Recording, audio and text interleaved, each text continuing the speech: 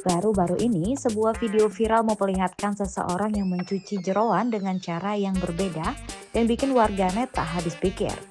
Namun ada cara khusus dalam mengolahnya, agar jeroan tetap bersih saat dimasak. Saat Hari Raya Idul Adha, jeroan seperti babat, usus hingga paru dari hewan kurban juga menjadi salah satu bagian favorit yang bisa dimasak menjadi hidangan yang nikmat, seperti soto hingga tongseng. Diunggah akun make.24j, video itu memperlihatkan seseorang yang memasukkan sebaskom jeroan ke mesin cuci dan mencampurnya dengan beberapa tetes cairan berwarna putih. Setelah mengisi air, jeroan-jeroan tersebut ia giling di mesin cuci, hingga air cucian pun semakin lama terlihat semakin menghitam. Saat mesin cuci sudah berhenti, ia pun mulai mengangkat satu persatu jeroan yang telah bersih. Video tersebut pun telah dilihat lebih dari 5 juta kali.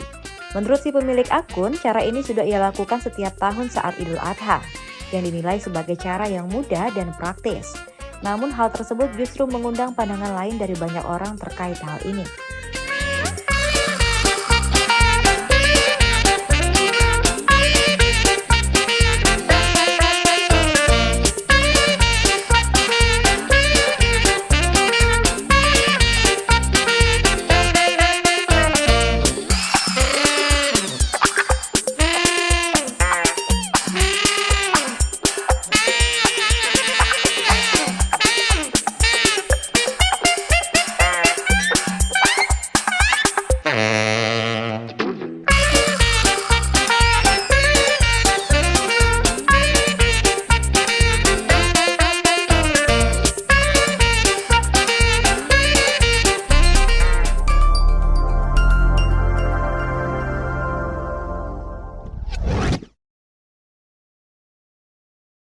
Terima kasih sudah nonton.